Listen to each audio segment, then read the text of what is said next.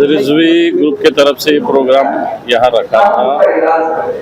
मुझे खुशी हुई यहाँ आके, क्योंकि मोहम्मद पैगंबर जी के जो इस समाज को, विश्व को जो उन्होंने संदेश दिया है, मैसेज दिया है, उसका यहाँ फिर एक बार, क्योंकि हर समाज, हिंदू हो, मुसलमान हो, सिख हो, क्रिश्चियन हो, सब हिंदुस्तानी एक साथ रहना चाहिए। और मोहम्मद पैगंबर जी ने जो संदेश दिया है वो सिर्फ मुसलमानों के लिए नहीं तो पूरे विश्व के लिए दिया है। और मुसलमानों के सिर्फ पूरे विश्व में भी वो संदेश अगर ठीक से ले तो इस समाज आगे जाएगा, प्रगति करेगा और सब एक जगह रहेंगे। ऐसी एक संकल्प हमने इस माध्यम से किया है और ये अच्छी बात समझता हूँ। जो मोहम्मद पैगंबर जी पे ऐसे, वो जब जिंदा थे वो भी उनके उस टाइम भी उन पे ऐसी टिक्का टिप्पणी हुई है, उस टाइम भी लोगों ने उनको तकलीफ दी है और अभी भी लोग तकलीफ उनके विचार को देते होंगे तो उससे उनका विचार और मजबूत होता है। उससे ऐसा कोई फर्क नहीं पड़ता। सर, अमन शांति बनी रहना चाहिए। बिल्कुल बनी रहनी चाहिए। महाराष्ट्र में, देश में, हिंदुस्तान में अमन और शांति बनी रहती। मैंने तो कहा ना, सभी धर्म के लोगों ने अमन और शांति बना के इस समाज को आगे लेने का प्रयत्न सबने मिलकर, साथ में मिलकर करना चाहिए। क्या कहेंगे, मतलब आपको अच्छा लगा कि नहीं लगा? यही तो चाहते हैं। नफरत फैलाने के लोग फैला रहे हैं। या मोहब्बत की दुकान शुरू है, आ जाओ याद, सभी को बुलाया, इसीलिए तो बुलाया है कि भाई जिस तरह से हम लोग आज देश के दुर्भाग्य, मैं बता रहा हूँ, मुझे वेदना होती है कि देश के प्रधानमंत्री से लेकर नीचे तक आप लोगों को जो बाजार बनाया, राजनीति का बाजार बनाया है और रोजाना हम नफरत पैदा करने वाली बातें करते हैं, उसका बड़ा दर्द है। कल परसों जम्मू कश्मीर के चुनाव में, वहाँ चुनाव है, गृह मंत्री जी कह रहे हैं हम मुसलमानों को ईद के त्योहार पर 2 सिलेंडर मुफ्त देंगे। अरे भैया, जॉब दे दो, सिलेंडर खरीद लेंगे हम। कोई दिक्कत नहीं हमें सिलेंडर खरीदने में, लेकिन अगर देना ही है तो जम्मू कश्मीर में हो। हमारे मुसलमान भाई पूरे देश में है, सभी मुसलमान भाई को देश में दे दो मुफ्त में। ये जो अगर कोई दूसरा करता तो वो प्रधानमंत्री कहते ये रेवड़ी बांट रहे हैं, तो ये रेवड़ी नहीं तो क्या बेवड़ी है? क्या है ये? इसलिए मैं आपसे कहता हूँ कि हम उनमें से है कि जो देश के संविधान को मानने वाले हैं, जो लोग देश की संविधान को तोड़ना चाहते हैं उसको मानते ही नहीं, सच बताऊँ तो। और जितनी भी न्यायिक संस्था है, मैं शब्द प्रयोग कर रहा हूँ, न्यायिक संस्था है, उस संस्थाओं को कल ही, पिछले हफ्ते ही हमारे आदरणीय सर्वोच्च न्यायालय ने कहा ये तो पिंजरे का पोपट है, पिंजरे का पंछी है। इसका मतलब क्या है? सोचो तो, जुडिशरी होने दो या सीबीआई होने दो, ईडी होने दो, इनकम टैक्स होने दो, या कोई और सारे डिपार्टमेंट एक ऐसे बन गए कि बस उनके गुलाम बने और इलेक्शन कमीशन नहीं बोलना भैया, सभी गुलाम बनकर काम कर रहे हैं, देश की संविधान को ठेस पहुंचा रहे हैं। हिम्मत नहीं इनमें से किसी की, ये गलत हो रहा है बोलने की भी। यही तो दुर्भाग्य है देश का। इसलिए हमें संगठित होना है और जो लोग चाहते हैं कि यहाँ दीवारें पैदा करें, नफरत पैदा करें, हिंदू मुस्लिम जात पात धर्म के आधार पर, उसको टुकराना है, मजबूती से इकट्ठा रहना है। थोड़ा सा बच गया रे, शोले वाला डायलॉग, बच गया रे। यहाँ अभी चुनाव है, चुनाव के लिए सारी राजनीति चल रही है। रोजाना आप देखिए तो रोजाना कुछ न कुछ सरकार घोषित करती है, लेकिन वही सरकार दुर्भाग्यवश जब हमारी महिलाओं पे अत्याचार होती है तो कानून व्यवस्था ध्वस्त हुई है। कानून कहाँ है?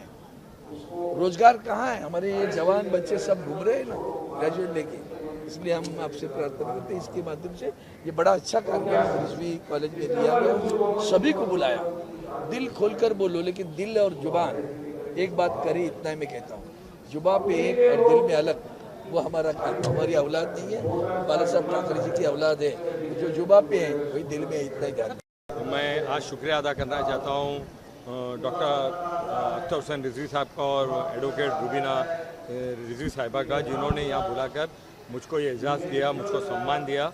मगर ये अवार्ड का हकदार मैं नहीं हूँ, मेरे इलाके के लोग हैं जो मेरे साथ रात दिन काम करते हैं, जिसकी वजह से मुझको ये अवार्ड मिला है।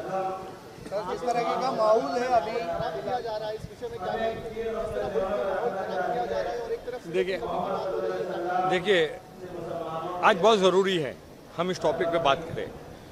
ये आज जो प्रोग्राम यहाँ पे किया गया है सूरत नबी ईद मिलाद नबी के मौके पर, ये बहुत इम्पोर्टेंट है। और आपने देखा कि यहाँ पर अपनी तकरीर करते हुए leader of opposition Ambadas Danve ने क्या कहा, आपने देखा कि खासदार अरविंद सावंत ने क्या कहा, आपने देखा कि एडवोकेट आशीष शेलार ने क्या कहा। लोगों का सबका यही मानना है कि चंद लोग जिसको हम गिनती में भी नहीं ले सकते, वैसे लोग इस देश के अंदर अमन और शांति को खराब करना चाहते हैं। मैंने एक बात अंदर कही, अगर आपने सुनी होगी तो, अगर आसमान में कोई आदमी थूकता है तो थूक उसके मुंह पे गिरता है, आसमान तक नहीं पहुंचता है।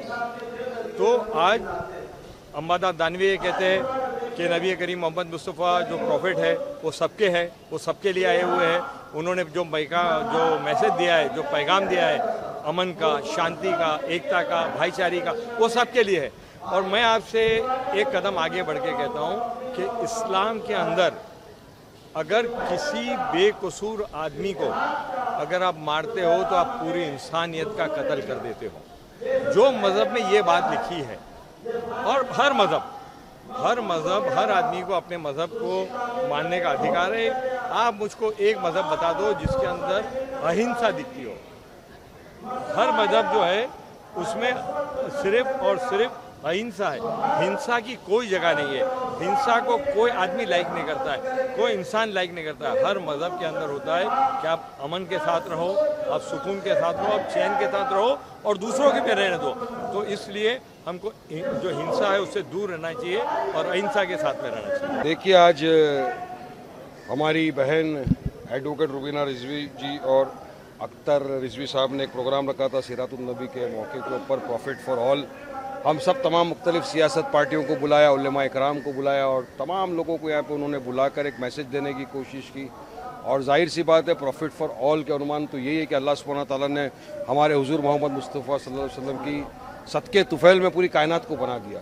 वो तो सबके लिए चाहते थे कि सब एक साथ होकर रहे, अमन शांति का पैगाम रहे। तो उसी के ऊपर बात करने को बुलाया और काफ़ी सियासत पार्टियों ने अपनी अपनी बात रखी, हमने भी अपनी बात रखा और हमने कहा कि बिल्कुल सही बात है, लेकिन कुछ नफरती लोग ऐसे आ गए हैं जो अपनी सियासती रोटी गर्म करने के लिए अब उनको एक ही मौका मिलता है जब डेवलपमेंट और विकास में फेल हो जाते हैं, जब आम जनता सवाल करने लगती है, तब ध्यान भटकाना है, जवाब नहीं देना। तो फिर एक ही चीज़ चलती है, जाओ मुसलमानों के खिलाफ अनाप शनाप बकवास करो, इस्लाम को गाली दो, हुजूर की शान में गुस्ताखी करो और ध्यान सबका भटका दो।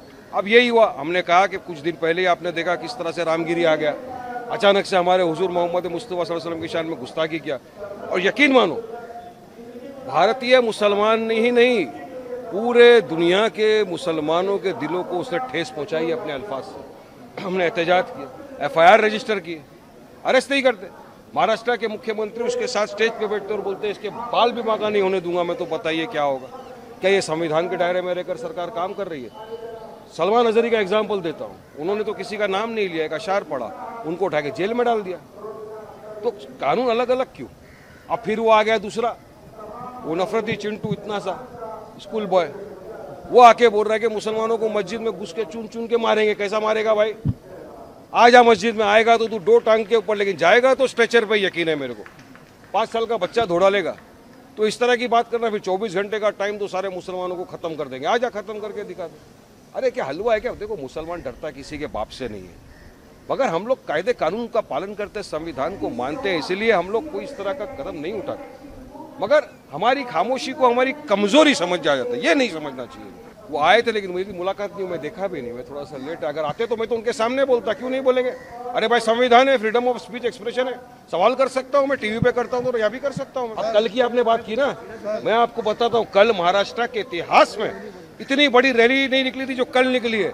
सिर्फ पूरे महाराष्ट्र के लोग, तमाम जो भी आप बोलो, कोई भी पॉलिटिकल पार्टी का होने दो, कहीं से भी एफिलिएशन रखने दो, पूरे के पूरे मुसलमान कल रास्ते पे उतर गए हुजूर मोहम्मद मुस्तफ़ा सल्लल्लाहु अलैहि वसल्लम की मोहब्बत में। और आपने देखा कितना प्यार मोहब्बत से आए, सब औरंगाबाद में जमा हुए, वहाँ से आए, हम सब मिलकर थाना में हम रुके, थाना में हमने मेमोरेंडम दिया कमिश्नर को और वहाँ के कलेक्टर को। हमने कहा 4 मांगे थी।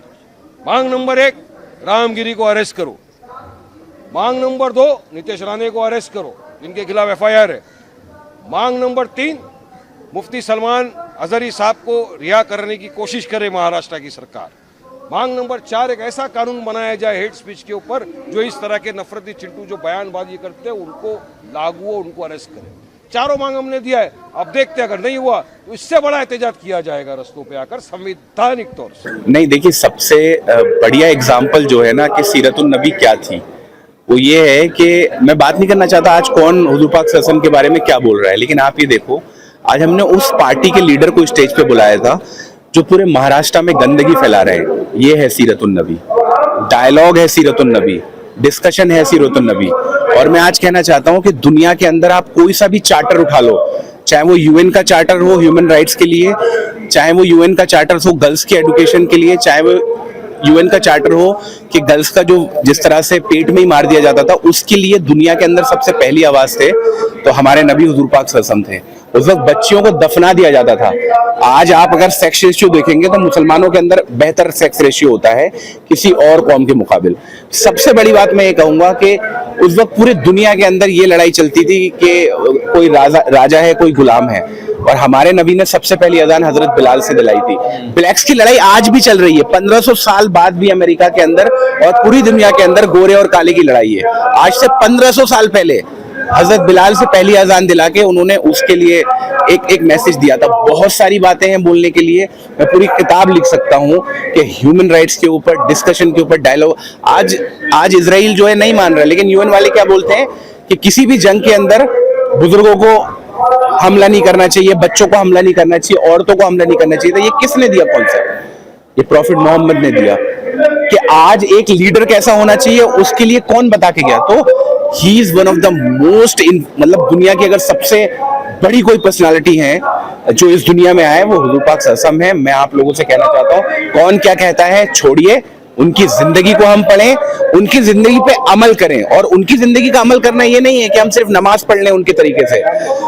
पड़ोसी से कैसे रहना है उन्होंने अपनी जिंदगी में बताया, बच्चे के क्या हुकूक है आपके उन्होंने अपनी जिंदगी में बताया, बीवी के क्या हुकूक है उन्होंने अपनी जिंदगी में बताया।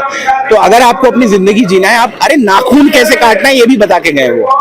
और आज लोग उसको साइंटिफिक तरीकों से जोड़ते रहते हैं। पढ़िए पढ़िए पढ़िए, इकरा इकरा इकरा। जितना हुजूर पाक सल्लल्लाहु अलैहि वसल्लम को पढ़ेंगे और उनको अपनी जिंदगी में बनाएंगे, वो बेहतर समाज बन सकता है। एक ही मैसेज है, आप जिस देश में रहते हो, अगर आप उनकी टीचिंग्स को मानेंगे, वो समाज बहुत बेहतर बन सकता है। गुस्सा आ रहा था कि इन्होंने आशीष शुलार को क्यों बुलाया, और मैं ये सोच रहा था कि मैं नहीं आऊंगा, लेकिन अब मुझे लगता है उन्होंने ठीक किया। क्यों? क्योंकि हम गुस्सा तो, हमारा तो काम है ना डिस्कशन करना। हमने आज उसी पार्टी के लीडर को बुला के मैसेजिंग दे दी जो पार्टी पूरे देश के अंदर माहौल खराब करने की कोशिश कर रही है। तो ये है सीरतुन नबी। Thank you so much.